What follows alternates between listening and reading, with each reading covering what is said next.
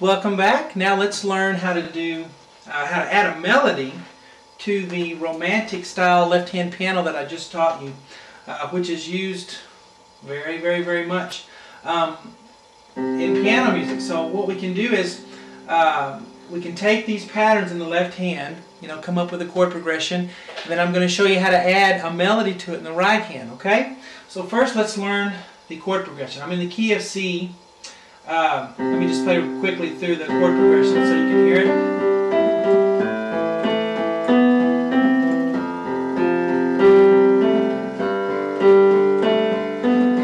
Pattern we just did in the previous lesson, so make sure you don't skip the lesson that was right before this one, because I'm not going to go real extensively into the left hand pattern again. But we are in the key of C. No B flats, no F sharps. So when we start with the C chord, look, C, E, G, and then there's another C, which doesn't matter. A D is thrown in there, but that just kind of adds some flavor to the chord. It's a C chord. So let's do our pattern. Octave and a fifth. So here, let me show you real quick again. We go C, G, C, the octave and a fifth, back to the fifth, to the G, and then we're going to go D, back to G, E, back to G. So, and again, I went over that really in detail in the previous lesson. So if this is hard for you, go back to that one before you continue on. Next chord is an A minor, so A octave in the fifth. So let's do this measure: A, E, B, E, C, E. And then we do the F octave in the fifth. So that should not say G, that should be a C. Let's change that. Okay. Alright, so F, C, F, back to C, up to G, with the thumb, back to C, up to A, back to C. The last chord is a G chord. Notice the bass note is the name of the chord every time, at least in this case.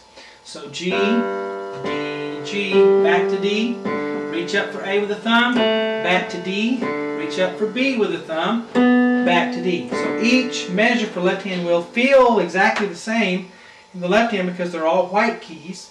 You'll just be in a different place on the keyboard. Now, so we know how to do that. And make sure you're using pedal for this, because it will not sound very good with no pedal. Come on, we got to have pedal. So hold the pedal down, each measure, and then quickly change it when you go to a different chord. And we're doing each box just one time. Now, when you write a melody, when we do chords, there's rules and pretty strict rules. With a melody, the rules aren't so tight. I mean, there's a lot more freedom, but typically you want, at least when we start right now, let's have the melody be a note that's part of the chord, okay? So if I say I'm doing a C chord here, let's let the first melody note be a C, because we know that'll work. We can't play an A flat. I mean, we could, but we don't want an A flat when we're playing a C chord, right? Listen to that. It doesn't work unless we're trying to sound real scary and frightening, but we want a note that's part of the chord. So let's choose either a C, E, or a G, or even the D too, but let's use a C. That's a safe bet. So I'm going to put a C right here for the melody note in the right hand. Let's see if that works. It works. So, alright, now we go to an A chord, an A-C-E chord. So A-C-E for this second box.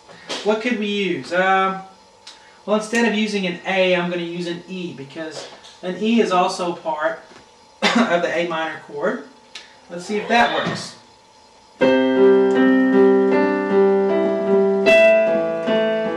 Sounds just fine.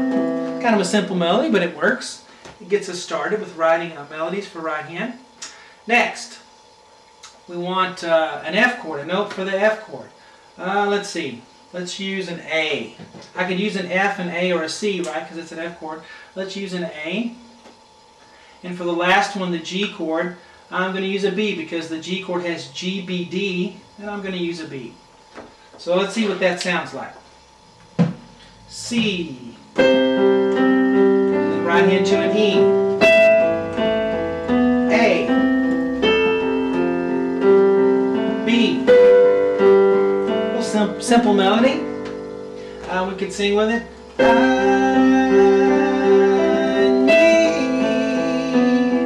need someone.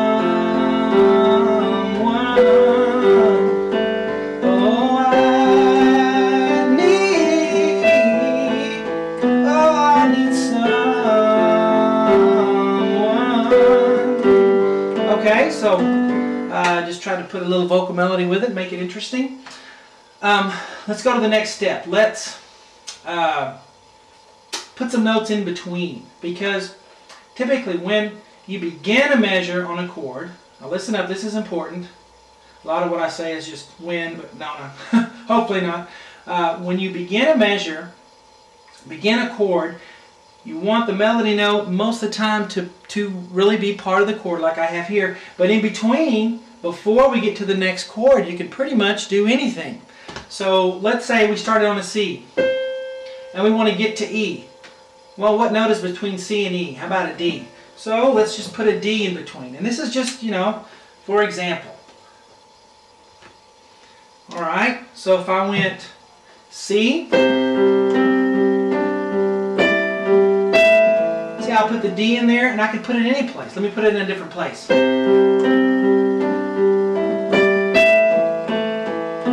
Saying, where did he put it? Where did he put it? It doesn't matter. Put it wherever you want to. Just do it before you get to the E. How about this? Put it in a different place. It doesn't matter. I just want to get you playing and thinking and hearing the music and playing by ear. So, now to get from an E to an A, let's put a C in the middle. Okay? So we're traveling to an A. Let's put a C in there. And this isn't how music is written. You know, people don't sit down and do mathematical charts. They just play by ear, but I'm getting you started. I have to do something to get you started in that direction. So that's what we're doing. I'm trying to give you options.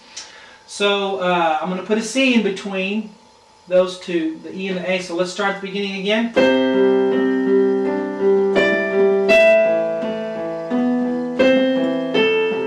Sounds good, huh? Alright, now to get from the A to the B, what can I do? Well, let me add two notes. From A to B, I'm going to go B, C, because the C and the B are, you know, right around that area where we're playing. So I'm going to go B, C, and then to the B. Let's try that from the beginning.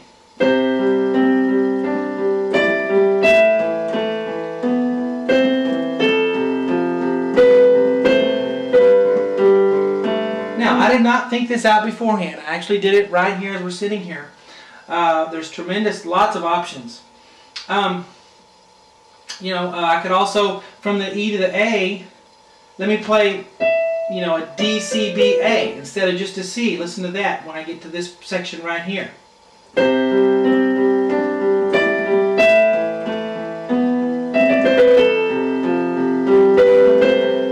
I changed it all up. There's a million variations.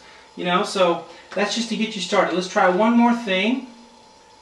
To fill out your playing sometimes, you can play octaves in the right hand. Okay?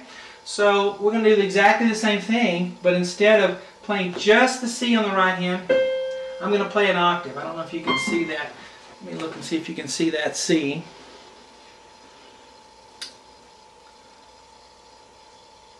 Let me see. Yeah, that'll work. Well, I'll just show you what I'm doing, and you'll be able to see. But let me play this C that's written on my thumb. Actually, I'll move it down an octave. Let me do that, because I don't want to get up too high where you can't see what I'm doing. So let me move the right hand down an octave. So I'll do a middle C, and then put my pinky on a C as well, and then I'll play this melody, same, you know, like I always did, or play the left hand like I always did. And then an octave in the right hand, two E's instead of just one. A. Okay, and then let me do it again and play it up an octave way up here.